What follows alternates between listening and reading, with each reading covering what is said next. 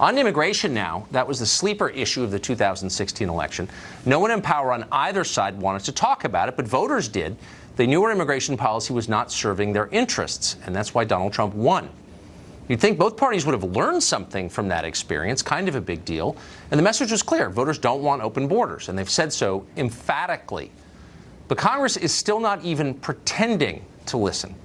Many Republican members on the Hill are still pushing for a mass amnesty under the Orwellian title of comprehensive immigration reform. And Democrats, well, they've gone completely off the deep end. 20 years ago, Bill Clinton gave speeches, including the State of the Union address, calling illegal immigration a danger to the middle class, because it was, demonstrably.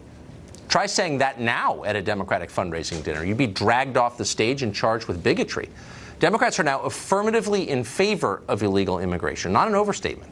They tried to shut down the government on behalf of illegal aliens. They claim that immigration laws that Congress passed with their support are now illegitimate, and that the officers charged with enforcing those laws are fascists. And of course, they've made all rational conversation impossible by framing the entire issue as a battle in some sort of larger race war.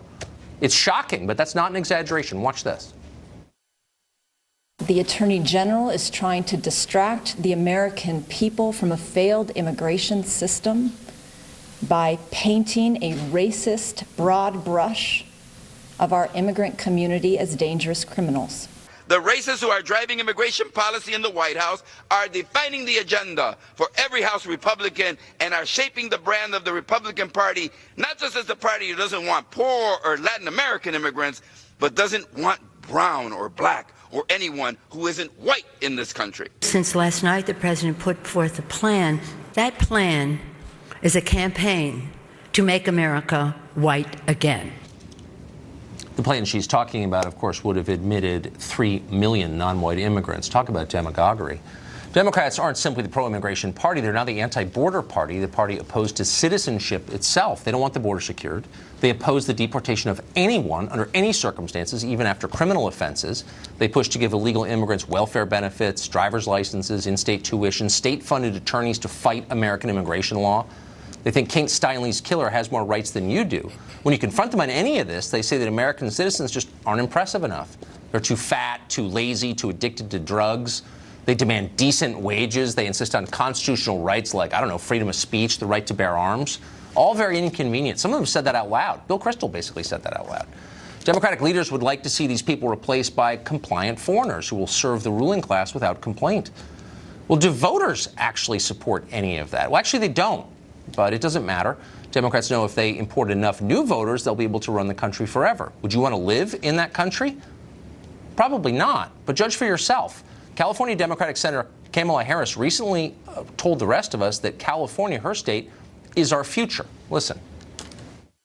These folks are really mired in rolling back the clock in time, and that's not going to happen. California represents the future, and they don't like it, but there you go. Yeah, they don't like it, but California is our future, says future presidential candidate Kamala Harris. What would that mean, actually, if the future were California? Well, California has more poverty than any state.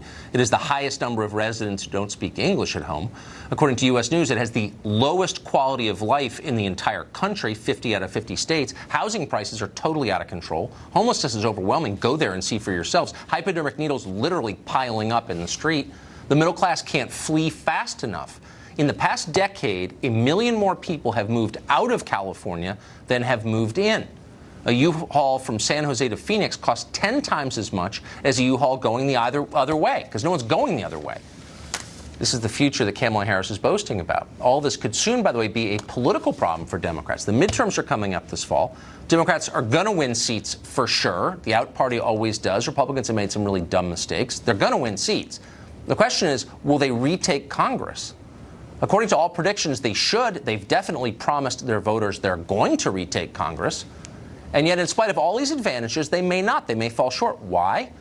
Because their positions on immigration are radical and crazy, and they have no popular support. In a democracy, popular support still matters. Brian Dean Wright is a Democrat. He's also a former CIA operative who says the open borders agenda is not sustainable, virtuous as it may be, and he joins us tonight. So, Brian, what do you mean by that? Why is it not sustainable to let every poor person in the world move here? Well, here's the bottom line. This argument, this debate has really focused on the past. How have past immigrants made America's greatness? Exactly. And indeed they have. We all have connections to the fantastic immigrant communities, right? So what's happening now and in the next 15 to 20 years? And what we're seeing is something not related or connected to politics, but actually technology. And what is happening in robotics, automation, and machine learning is it's really effectively making human labor less and less important and relevant. And that's especially true for jobs that immigrants hold. And by the way, blue-collar folks and people of color in inner cities in particular. Exactly. So the Obama administration came out with this study in late 2016, right before they left, and they said, look, we're on the verge of losing jobs. If you have them under $20 an hour, you are likely, and I'm going to quote, going to be automated into obsolescence. Basically, your job's going to go away. And they said if you earn less than $20 an hour, you can forget about any kind of quality of life, right? So these are the kinds of jobs that immigrants take. So we need to be talking about how this technology is going to impact not only people here, but the future kinds of people that we should be embracing as they come into this country, to include a merit-based system. Look, everybody can have a different opinion on whether or not we should be doing this, but we should be talking about what's driving this change, and that change is technology. I mean, previous waves of immigration began at the start of the Industrial Revolution. We're at the end of it. So it's a totally different country with different economic needs. What you just said, I'm going to print out and put at the top of my list of things to worry about. The jobs that previous generations of immigrants held are going to be gone. So this is so obvious, it should be particularly obvious to people in California, which is leading the technological change. Why does nobody say that, ever? It's incredibly frustrating, I think, for those of us who have been looking at this issue very, very closely. So I work with an organization now, or collaborate with an innovation collective that is trying to figure out how do you take care of the people who are already here, re-inspire, re-engage them, particularly in the flyover states, which is an offensive term, but we've embraced it and like, fine, let's do this. How do we fix this country and this economy so that they win? All right? Absent that, who is going to take care of the folks who are already here? Nevertheless, irrespective of the folks that we would be importing down the road, how are we going to pay for the trillion-dollar programs to take care of the people who are already here, let alone bringing in new folks, which about 60% don't have any kind of notable skills? How are we going to take care of them if ultimately they're not providing a lot back into the economy? Exactly. So I think over the next 5 to 10 years, we have got to be focused on where these technologies are headed. And by the way, I've been slammed by folks on the left, including Media Matters and others, for even bringing this subject up. So it doesn't really bode well for having this conversation. No, it doesn't. But I'll tell you, if anybody wants to be angry about this, reach out to the people in San Francisco and Los Angeles and New York and Boston who are creating this technology. To your point, I mean, get angry at them for creating a system where we're going to have to be more thoughtful about who we take in this country. Yes, and that's and we are angry. By the way, let me just say, it's thrilling to hear somebody say something that is demonstrably true that everyone else is afraid to say, and you just did it, and I'm grateful that you did. Thank you, Brian. You betcha. A supporter of the Open Borders agenda on immigration joins us next to rebut what you just heard. Also, did the president insult North Korea's dictator so much that he actually agreed to a meeting and made disarm? This news is moving fast, and we're going to have the latest on that story when we come back.